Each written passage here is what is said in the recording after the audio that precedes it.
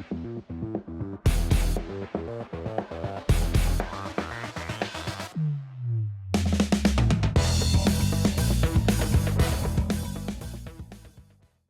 everyone, welcome back to the channel. Thanks for tuning in for another episode. Today I bring for you the Bridgeford Foods tip of the month, which means it's a good one, and it has to do with swim baits, guys. One of my absolute favorite baits to throw when we're talking about swim baits are your hollow belly swim baits, like the Berkley Power Bait Hollow Belly.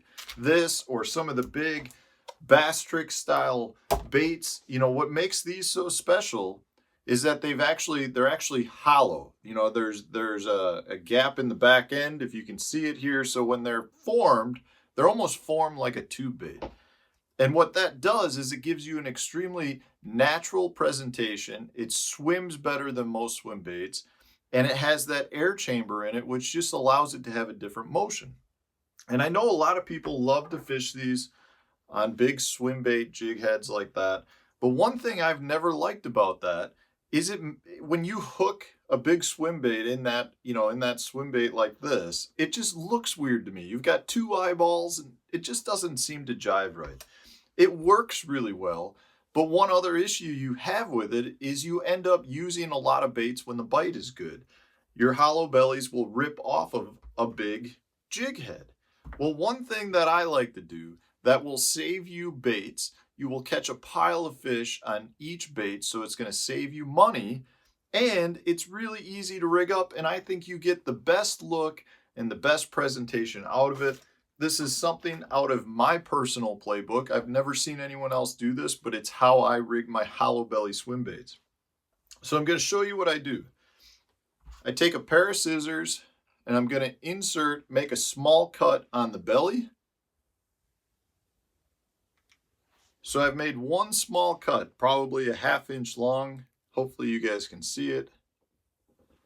Just a small cut on the belly. Then what I do is I take my jig head, but I use a tube jig head for a couple of reasons. One, the lead is positioned a little bit further down the shank. It's a narrower frame on it, and you have a long hook eye.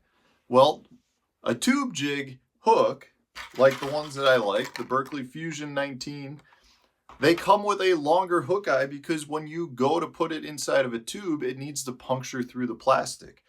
That's what works so great in this case as well. So if you want to put the tube jig head inside your swim bait, what you're going to do is use the hook point first. You're going to put it inside of the slit that you made, and you're going to poke it through where you think you need to come through. So I'm in it, and I'm just going to poke it through roughly where I think it needs to come through.